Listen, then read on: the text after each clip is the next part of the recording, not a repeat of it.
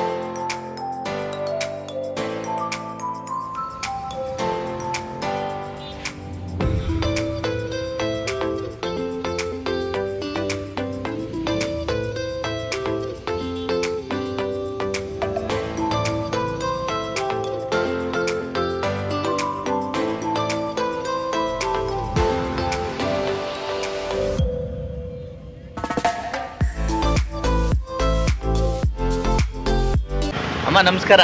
ನಮಸ್ಕಾರ ಸರ್. ಯಾವ ಊರಮ್ಮ ತಮ್ಮದು? ಟಿ ನರಸೀಪುರ. ಎಷ್ಟು ವರ್ಷ ಆಯ್ತಮ್ಮ ಬೆಂಗಳೂರಿಗೆ ಬಂದು? 20 ವರ್ಷ ಆಯ್ತು. ಬೆಂಗಳೂರಿಗೆ ಬಂದು 20 ವರ್ಷ ಆಯಿತು. ಬಂದಾಗಿಂದ ಇಲ್ಲೇನ ಇದೇ ಏರಿಯಾ? ಇದೇ ಏರಿಯಾ. ಓಕೆ.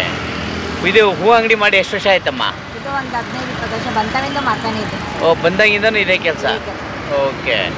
ಅಂದರೆ ಊರಲ್ಲಿದ್ದಾಗ ಏನು ಮಾಡ್ತಿದ್ರಿ ಅಮ್ಮ ನೀವು? ಮನೆಯಲ್ಲಿ ಇದ್ವಿ ಸರ್. ಅದು ಅಲ್ಲೂ ಅಷ್ಟೇ ಹೂವು ಮಾರ್ಕೊಂಡಿದ್ವಿ. ಹೂವು ಮಾರ್ಕೊಂಡಿದ್ರಿ? ಮಾಡ್ಕೊಂಡು ಆರಾಮಾಗಿ. ಹಾಂ ಹಾಂ. ಇಲ್ಲಿ ಈ ಕಡೆ ಮಕ್ಕಳು ಎಜುಕೇಶನ್ ಬೇಕಾಗಿತ್ತಲ್ಲ, ಹಾಂ ಹಾಂ. ನಾವು ಹಳ್ಳಿ ಕಡೆ ಎಲ್ಲ ಒಂದು ಸ್ವಲ್ಪ ಇದ್ರೆ ಮಕ್ಕಳು ಬೇರೆ ದಾರಿ ಇಟ್ಬಿಡ್ತಾರೆ ಅಂತ ಹಾಂ. ಇಲ್ಲೇ ಬಂದು ಒಂದು ಸ್ವಲ್ಪ ಮಕ್ಕಳನ್ನೆಲ್ಲ ಓದಿಸಿದ್ವಿ.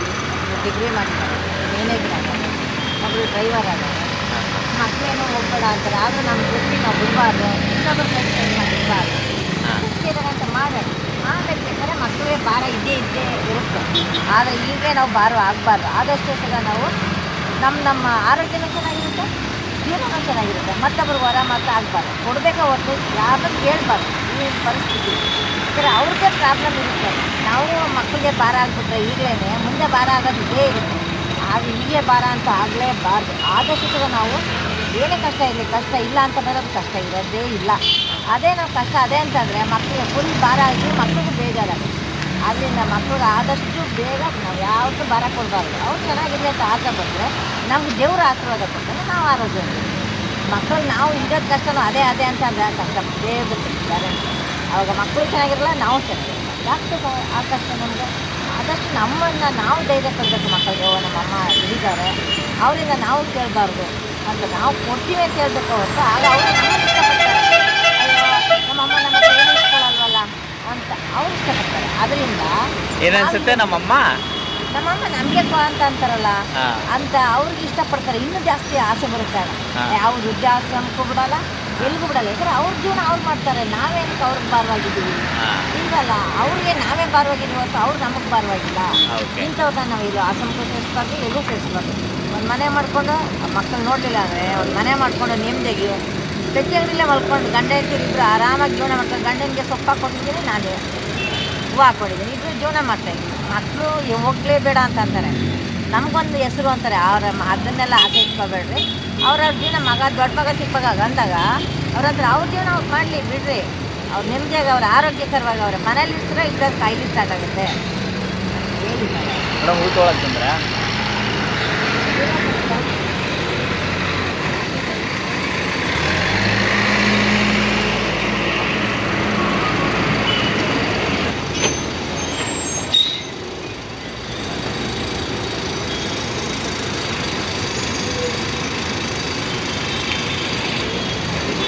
ಮೇಡಮ್ ಡೈಲಿ ಇಲ್ಲೇ ಹೂ ತೊಗೊಳ್ಳೋದಾ?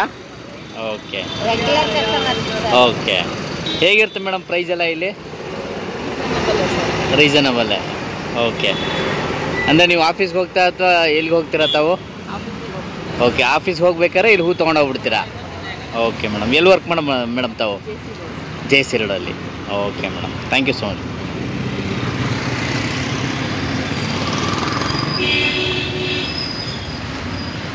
ಅದರಿಂದ ಆದಷ್ಟು ನಾವು ಮಕ್ಕಳಿಗೆ ಬಾರಬಾರ್ದು. ಅವ್ರಿಗೆ ನಮ್ಮ ಜೀವನ ನಮ್ಮದು, ಅವ್ರ ಜೀವನ ಆಗುತ್ತೆ. ಪ್ರಾಣಿ ಪಕ್ಷಿಗಳೆಲ್ಲ ಮಕ್ಕಳು ಮಾಡ್ಕೊತವೆ, ಆದರೆ ಅವು ಯಾಕೂ ಭಾರ ಆಗಲ್ಲ. ಅದಕ್ಕೆ ನಾವು ಯಾಕೆ ಭಾರ ಆಗಬೇಕು? ದೇವರೆಲ್ಲ ಕೊಟ್ಟವನೇ ತಾನೆ. ಅಮ್ಮ ಚೆನ್ನಾಗಿ ಹೇಳಿದ್ರೆ ನೀವು, ಪ್ರಾಣಿ ಪಕ್ಷಿಗಳೆಲ್ಲ ಮಕ್ಕಳು ಮಾಡ್ಕೊಂಡಿದ್ದೆ, ಅವು ಡಿಪೆಂಡ್ ಆಗಿದಾವ ಅಂತ. ಡಿಪೆಂಡ್ ಆಗಿಲ್ಲ ಸರ್. ಚೂ ಜ್ವರ ಮಾತಾಡಿ ಅಮ್ಮ. ಅವು ಡಿಪೆಂಡ್ ಆಗಿಲ್ಲ ಅಂದರೆ ನಾವು ಯಾಕೆ ಡಿಪೆಂಡ್ ಆಗಬೇಕು? ನಾವು ಡಿಪೆಂಡ್ ಆಗಬಾರ್ದು. ಆದಷ್ಟು ಸಿಗ ಪ್ರಾಣಿ ಪಕ್ಷಿಗಳನ್ನೆಲ್ಲ ನಮ್ಮ ಕೈಲಿ ಆಗಿಲ್ಲ ಅಂದರೆ ಆದಷ್ಟು ಸಿಗ ನಾವು ಪ್ರಯತ್ನ ಪಟ್ಟರೆ ಅದು ತುಂಬ ಸುಖಕರವಾಗೇ ಇರುತ್ತೆ ಹೊರತು ಯಾರೋ ಆಗ್ತಾರೆ ಊಟನ ಬಿಡು, ನಾವು ದುಡ್ಡು ಸಾಕಿಲ್ವಾ ಮಕ್ಕಳನ್ನ, ಅವು ನಮ್ಮನ್ನು ನೋಡ್ಕೊಳ್ಳೇಬೇಕು ಅಂತ ನಾವು 4 ಜನ ಕೇಳಿ ಅವ್ರ ಕೈಲಿ ಬುದ್ಧಿ ಹೇಳಿಸ್ಕೊಂಡು ನಮ್ಮ ಮಕ್ಕಳಿಗೆ ಬುದ್ಧಿ ಹೇಳಿಸ್ದಂಗೆ ಆಗಲ್ಲ, ಅವ್ರಿಗೆ ಅವಮಾನ ಮಾಡ್ದಂಗೆ ಆಗುತ್ತೆ. ಯಾಕೆ ನಮ್ಮನ ಮರ್ಯಾದಿಲ್ಲ? ನಾವೇ ಕಡಿಗೆ ದುಡ್ಡು ಊಟ ತಿನ್ನಬೇಕು? ನಾವೇ ದುಡ್ಡು ಸಂಪಾದನೆ ಮಾಡಿ ಒಡವೆ ಸಂಪಾದನೆ ಮಾಡಿಕೊಂಡು ಅಡುಗೆ ಇಟ್ಕೊಂಡು ಜೀವನ ಮಾಡ್ಕೊಂಡು ಯೂಸ್ ಮಾಡಿ. ಗೌರ್ಮೆಂಟಿಗೆ ಏನೇನು ಸೌಲಭ್ಯ ಕೊಟ್ಟಿಲ್ಲ. ನಾನು ನೋಡಿದ್ರೆ ಹ್ಯಾಂಡಿಕ್ಯಾಪ್ಟು, ಆದರೆ ನಮ್ಮ ಯಜಮಾನ್ರು ಹುಡುಕರು ಆ ವಿಷಯಕ್ಕೆ ಅವ್ರಿಗೆ ನಮ್ಮ ಇಲ್ಲಿವರೆಗೂ ಅವರು ಆಟ ಆಡಿದ್ರು. ಆವಾಗ ಹೋಗಲಿ ಬಿಡು ಅಂತ ಮಕ್ಕಳನ್ನ ನಾನು ಒಬ್ಬಳೇ ಸಾಕಿದೆ. ಕಷ್ಟಪಟ್ಟು ಬಟ್ಟೆ ಹೊಲಿದೆ, ಮತ್ತು ಹೂವು ವ್ಯಾಪಾರ ಮಾಡಿದೆ, ಜೀವನ ಮಾಡಿ ಮಕ್ಕಳು ಓದ್ತಿರತ್ತೆ. ಈಗ ಮಕ್ಕಳು ಒಂದು ಒಳ್ಳೆ ದಾರಿಗೆ ಬಂದವರು. ಈಗ ನಮ್ಮ ಅಮ್ಮ ಇಷ್ಟು ಕಷ್ಟಪಡ್ತಾ ಇದ್ದಾರೆ, ಹ್ಯಾಂಡಿಕ್ಯಾಪ್ಟ್ ಇದ್ದಾರೆ. ಆ ವಿಷಯ ನಮ್ಮನ್ನು ಇಂಥ ಗಂಡನ ಕೊಟ್ಕೊಂಡು ನಿಮ್ಗೆ ಸಾಕೋರಲ್ಲ ಅಂತ ಹೇಳಿ ಅರ್ಥ ಮಾಡ್ಕೊಂಡು ಅವರು ನಮಗೆ ವಿರುದ್ಧವಾಗಿ ಇದು ಮಾಡಲ್ಲ. ಅವರು ನನಗೆ ಒಂದು ಬೈಕ್ ತೊಗೊಂಡವರು ಚಿಕ್ಕಮಗ. ಗೌರ್ಮೆಂಟಿಂದ ನನಗೇನು ಸೌಲಭ್ಯ ಸಿಗಲಿಲ್ಲ. ಆದರೂ ಸಹ ನಾನು ಪ್ರಯತ್ನಪಟ್ಟು ನಮ್ಮ ಮಗ ತಗೊಂಡವನೇ ಬೈಕ್, ಆದರೆ ನಾನೇ ಹೋಗ್ತೀನಿ, ಹೂವು ತೊಗೊಂಡ್ಬರ್ತೀನಿ, ಸೊಪ್ಪು ತೊಗೊಂಡ್ಬರ್ತೀನಿ, ನಮ್ಮ ಮನೆಯವ್ರಿಗೂ ಹಾಕ್ತೀನಿ, ನಾನೇ ವ್ಯಾಪಾರ ಮಾಡ್ಕೊಂಡು ಆರಾಮಾಗಿ ಜೀವನ ಮಾಡ್ಕೊಂಡು ಇದ್ದೀವಿ.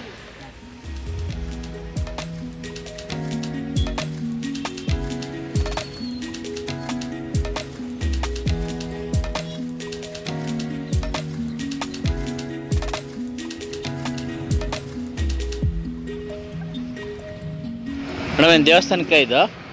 ದೇವಸ್ಥಾನಕ್ಕೆ ಮನೆಗ? ದೇವಸ್ಥಾನಕ್ಕೆ. ಸೊ ದಿನ ಇವ್ರ ಹತ್ರನೇ ತೊಗೊಂಡೋಗೋದು ವರ್ತನೆಯಾಗಿ? ಹಾಂ, 5 ಮೊಳ. ಹಾಂ, ಎಲ್ಲ ಥರದ ಹೂವು ತೊಗೋತೀರಾ? ಓಕೆ. ಯಾವ ದೇವಸ್ಥಾನ ಮೇಡಮ್? ಮುನೇಶ್ವರ ದೇವಸ್ಥಾನಕ್ಕೆ. ರೈಟ್.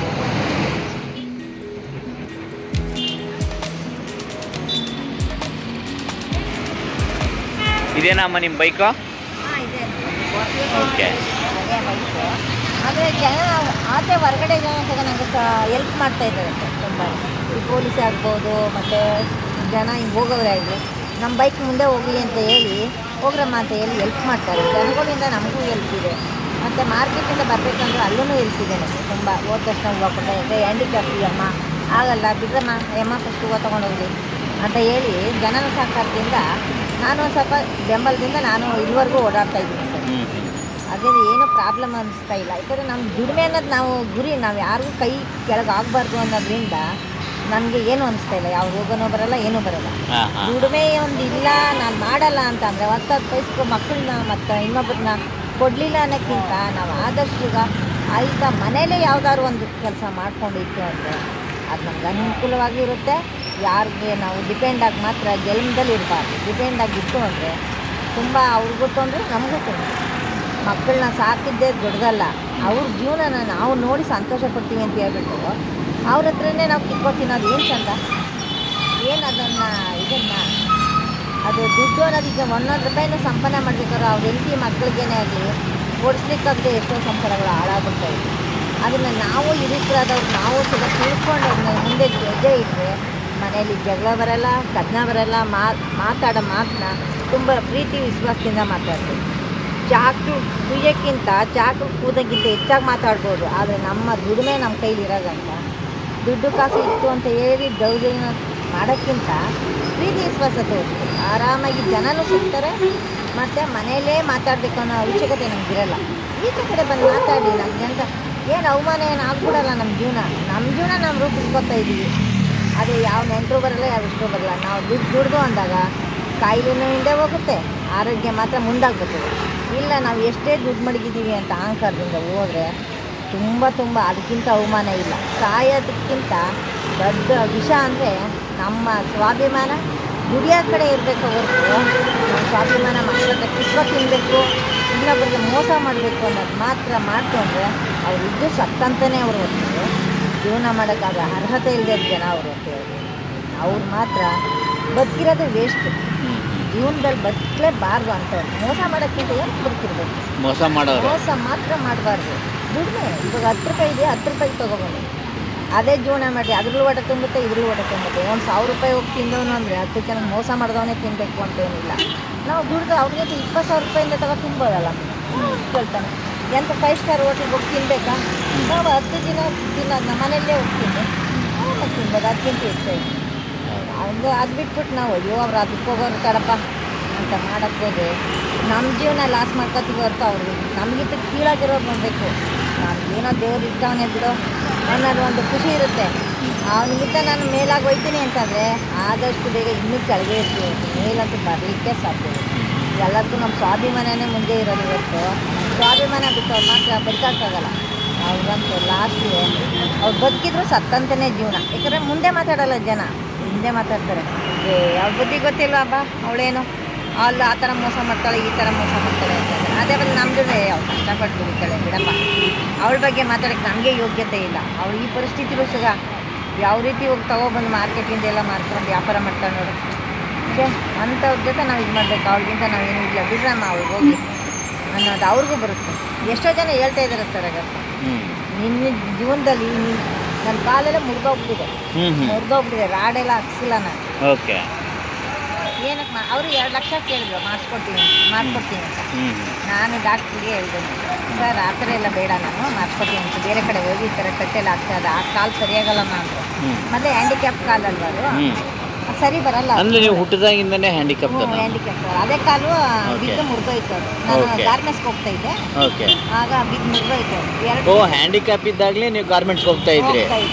ಓಕೆ. ಗಾರ್ಮೆಂಟ್ಸ್ಗೆ ಹೋಗ್ಬೇಕಾದ್ರೆ ಕಾಲು ಬಿದ್ದು ಡ್ಯಾಮೇಜ್ ಆಗಿದ್ದು, ಮುರಿದೋಯ್ತು. ಅದು ಇಲ್ಲಿ ಒಂದು ಮುರಿದೋಗ್ಬಿಟ್ಟು ಇಲ್ಲಿ ಒಂದು ಮುರಿದೋಗ್ತು. 2 ಕಾಲು ಇಲ್ಲ ಈಗ? ಇದು ಇಲ್ಲ, ಮುರಿದೋಗ್ಬಿಟ್ಟಿದೆ 2 ಕಡೆ. ಒಂದೇ ಕಾಲು 2 ಪೀಸ್ ಆಗ್ತದೆ. ಓಕೆ. ದೊಡ್ಡ ಒಂದು ಹೋಗಿದೆ, ಇದು ಒಂದು ಹೋಗಿದೆ. ಅದೇನಾಗಿದೆ ಇವಾಗ ಅದು ಹೋಗಿ ನಾನು ಪೆಟ್ರೋಲ್ ಮಾಡೋಕ್ಕಲ್ಲಿ ಇದೇ ಕಾಲು ಮಾಡಬೇಕು. ಅದು ಕಾಲು ತುಂಬ ನೋವು ಬಂದ್ಬಿಡುತ್ತೆ. ಇದ್ರ ಭಾರ ಇದಕ್ಕೆ ಬಿಡ್ತೀವಲ್ಲ, ನೋವು ಬಂದ್ಬಿಡುತ್ತೆ. ಅದಕ್ಕೆ ನಮ್ಮಿಂದ ಇನ್ನೊಬ್ಬರು ತೊಂದರೆ ಯಾಕೆ ಅಂತ ನಾನು ಇದನ್ನ ಗಾರ್ಮೆಂಟ್ಸ್ ಹೋಗ್ತಾ ಇದ್ದೆ, ಹೂನ ಮಾಡ್ತಾ ಇದ್ದೆ ಆವಾಗಲಿಂದ. ಇವಾಗ ಇದನ್ನ ಮಾಡ್ಕೊಂಡು ಈಗ ಮಕ್ಕಳು ಹೋಗ್ಬೇಡ, ನಾನು ಕೆಲಸಕ್ಕೆ ಹೋಗ್ತಾ ಇದ್ದೀನಲ್ಲ, ಮ್ಯಾನೇಜರ್ ಆಗಿದ್ದೀನಿ, ಒಳ್ಳೆ ದುಡಿಮೆ ಇದೆ ನನಗೆ, ನಿಮ್ಮನ್ನು ಸಾಕಾಗಲ್ಲ ನನಗೆ, ಜನ ಏನನ್ನಲ್ಲ ಅಂತದ್ದು. ಜನಕ್ಕಾಗಿ ಬದುಕ್ತಾ ಇಲ್ಲ ನಾನು, ನಿಮ್ಮನ್ನು ಸಾಕಾಗ ಅಂತ ಕುಡುಕ್ ಗಂಡು ಕಟ್ಕೊಂಡೇ ನಾನು ಸಾಕಿದ್ದೀನಿ. ಹೀಗೆ ನನಗೆ ಭಾರ, ನೀವು ಆರಾಮಾಗಿರಿ, ನೀವು ನೋಡಿ ಈಗ ನಿಮ್ಮನ್ನು ನೀವು ಮಾಡ್ಕೊಂಡಿದ್ದೀರಲ್ಲ, ನೀವು ಬಾಡಿಗೆ ಕಟ್ಟೆ ಹಣ ತಂದಿದ್ರು ಏನು ಬೇಕು ನಂಗೆ ಸೌಲಭ್ಯ ಅದನ್ನ ಕೇಳ್ದಾಗ ಮಾಡ್ಕೊಳ್ಳಿ ಅಷ್ಟೇ ಹೊರತು ನನ್ನ ದುಡಿಮೆ ನನಗೆ ಬಿಡಿ. ನಾವು ಈಗ ನನ್ನ ದುಡ್ಡು ನಾ ಇಟ್ಕೋತೀವಿ, ನಿಮಗೂ ಬೇಕಾ ತಗೊಳ್ರಿ, ಈಸ್ಕೊಳ್ಳಿ, ಪ್ರೀತಿ ವಿಶ್ವಾಸ ಈಸ್ಕೊಳ್ಳಿ, ನನಗೂ ಬೇಕಾ ನನಗೂ ಕೊಡಿ, ನೀವು ತಗೊಳ್ಳಿ. ಅದೇ ದುಡ್ಡು ನಿಮ್ದೇನು ಲೆಕ್ಕಾಚಾರ ನಮ್ದೇನು ಲೆಕ್ಕಾಚಾರ, ಇಷ್ಟೇ ಕೆಲಸ ಹೊರತು. ಎಷ್ಟು ಜನ ಮಕ್ಕಳು? ಇಬ್ಬರು ಇದ್ದಾರೆ ಸರ್. ಇಬ್ರು?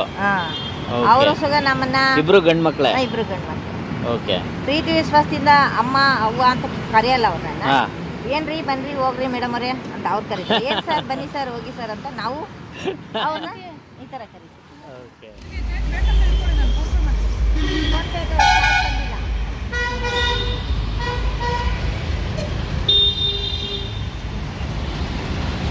ಒಳ್ಳೆ ಜನ ಸಂಪಾದನೆ ಮಾಡಿದ್ದೀರಮ್ಮ ನೀವು ಇಲ್ಲಿ? ತುಂಬ ಚೆನ್ನಾಗಿ ಮಾಡಿದ್ದಾರೆ ಸರ್. ನಮಗೆ ಜನ ತುಂಬ ನೀನು ಮಾಡ್ತಾ ಇರೋದೇ ಒಂದು ಖುಷಿ ಅಮ್ಮ ನಮಗೆ ನಿಜವಾಗ್ಲೂ ಅಂತ.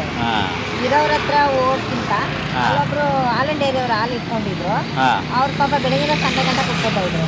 ಪಾಪ ನಾನಂತ ಅಂದೆ, ನೋಡಮ್ಮ ಬೆಳಗಿನ ಸಂಡೆ ಗಂಟೆ ಕುತ್ಕೊಂಡ್ರೆ ಹಾಲೇನು ಆಗ್ತೀವಿ, ಸಿಗುತ್ತೋ ಸಿಗಲ್ಲ ಅದು ನಿಮ್ಗೆ ಗೊತ್ತು, ಅದು ದಿನ ವ್ಯಾಪಾರ ಇದು ಸ್ವಲ್ಪ ಮಾಡಿರಿ, ನಿಮ್ಗೆ ಒಳ್ಳೆ ದುಡ್ಡು ಆಗುತ್ತೆ ಅಂತ ಹೇಳಿದೆ. ಇವಾಗ ಹಾಲು ವ್ಯಾಪಾರ ಬಿಟ್ಟರು ಪರವಾಗಿಲ್ಲ, ನಾನು ಹೂವನ ವ್ಯಾಪಾರ ಬಿಡಲ್ಲ, ನಿನ್ನಿಂದ ನಾನು ಒಂದು ಜೀವನ ಮಾಡಿದೆ ಅಂತ ಅವ್ರು ಹೇಳ್ತಾ ಇರ್ತಾರೆ. ನಾನೇ ಕರ್ಕೊಂಡೋಗಿ ಎಲ್ಲ ತೋರಿಸ್ಕೊಟ್ಟೆ ಮಗಳಿಗೆ ಅವ್ರು ಇವಾಗ ನಿನ್ನಿಂದ ನಂಗೆ ಒಂದು ಜೀವನ ಆಗಿದೆ, ಸುಮ್ಮನೆ ಹೇಳ್ಬಾರ್ದು, ಇವಾಗ ಆರಾಮಿದ್ದೀನಿ ಅಂತ ಒಬ್ಬ ಮಗಳು ಮದುವೆನ ಮಾಡವ್ರೆ, ಖುಷಿಯಾಗವ್ರೆ, ಇನ್ನೊಬ್ಬ ಮಗಳು ಓದಿಸ್ತವ್ರೆ, ಅವರು ಕೆಲಸಕ್ಕೆ ಹೋಗ್ತಾ ಇದ್ದಾರೆ. ಇವಾಗ ಅಮ್ಮ ಹಾಲಂಡೇವಿ ಅವ್ರ ಯಜಮಾನ ಹಾಲಂಡೇವಿ ಇಟ್ಕೊಟ್ಟಿದ್ರು. ಇವಾಗ ಹೂವನ ವ್ಯಾಪಾರನೇ ಇಷ್ಟಪಡ್ತಾ ಇದೆ ಅಮ್ಮ. ಯಾರು ಕೇಳಿದ್ರೆ ಇಲ್ಲ ಅಮ್ಮ ಹೇಳಿದ್ರು, ನಾನು ಬೆಳಗಿನ ಸಂಜೆ ಗಂಟೆ ಕೂತ್ಕೊಳ್ತೀವಿ, ನಾನು 2 ಅವರ್ ವ್ಯಾಪಾರ ಮಾಡಿ ಹೋಗ್ತೀನಿ, ನೀವು ಮಾಡ್ಕೊಳ್ಳಿ ಅಂತೇಳಿ ತುಂಬ ಜನಕ್ಕೆ ಇದು ಮಾಡಿದೆ. ಈಗ ಅವರು ವ್ಯಾಪಾರ ಮಾಡ್ತಾ ಇದ್ದಾರೆ. ಒಬ್ಬರಿಗೆ ಟೈಲ್ಸ್ ಅಂಗಡಿ ಇತ್ತು ಇಲ್ಲೊಂದು ಅಲ್ಲಿ ಟೈಲ್ಸ್ ಅಂಗಡಿಗೆ ದಿನ 300 ರೂಪಾಯಿ ವ್ಯಾಪಾರ ಕೊಟ್ಕೊತಾ ಇದೆ ಒಂದಪ್ಪ. ಹಾಂ ಅವರು ಕರ್ದಾಗ ಹೋಗೋದು ಮಾಡೋದು ಅಂತ. ಇಷ್ಟು ದೊಡ್ಡ ಗಂಡಸಾಗಿ ನೀನು ಬರೀ 300 ರೂಪಾಯಿ ಕೊಂಡ್ಕೊತಾ ಇದೆಯಲ್ಲ, ಹಾಂ ಮನೆಗೆ ತೊಗೊಂಡೋಗಿ ಎಂಟಿಗೆ ಏನು ಕೊಡ್ತೀಯ, ಮನೆಗೇನು ಕೊಡ್ತೀಯ, ಏನೂ ಮಾಡೋಕ್ಕಾಗಲ್ಲ. ಅದೇ ಬಿಟ್ಟು ಅವ್ರು ಹೇಳ್ದಾಗ ಅಂದ್ಕೊಳ್ಳೋದು ಅವರೆಲ್ಲ ಸಾಕ್ತಾರೆ ಇರ್ತಾರೆ. ನೀವು ಬಡವರಾಗೇ ಇರ್ತೀರ. 300 ರೂಪಾಯಿಗೆ ಈ ಜೀವನದಲ್ಲಿ ಒಂದು ಬಾಟ್ಲ್ ಎಣ್ಣೆ ಕುಡಿದು ಕ್ಲೀನಾಗಿ 4 ಸಿಗರೇಟ್ ಸೇರಿ 4 ಜನ ಕಾಫಿ ಕುಡಿಸಿ ಮುಗ್ದೋಯ್ತು ನಿಮ್ಗೆ ಬೇಕು. ಅದರಿಂದ ಆ ದುಡ್ಡನ್ನ ಬಿಟ್ಟು ಕ್ಲೀನಾಗಿ ಹೋಗಿ ನಿಮ್ಮ ಸೊಪ್ಪು ಮತ್ತು ಹೂವು ಏನು ಸಿಗುತ್ತೆ ನಿಂಬೆ ಅದೆಲ್ಲ ಮಾರು. ನೀನು ದುಡ್ಡನ್ನ ಇನ್ನೊಬ್ರಿಗೆ ಕೊಡ್ಬೋದು, ಇನ್ನೊಬ್ರಿಗೆ ಒಂದು ಕರೆದು ನೀನು ಜೀವನ ಕೊಡ್ಬೋದು. ನೋಡು ಆ ಥರ ಆಗುತ್ತೆ.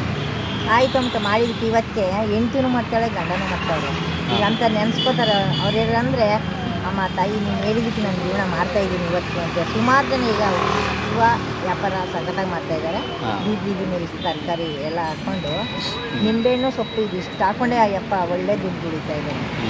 ನಾವು ಬದುಕೋದಲ್ಲ, ಬದುಕೋರಿಗೆ ದಾರಿನೂ ತೋರಿಸ್ಬೇಕು, ನಾವು ಬದುಕಬೇಕು. ಆಗ ಆಸಕ್ತಿ ಬರುತ್ತೆ. ಅದು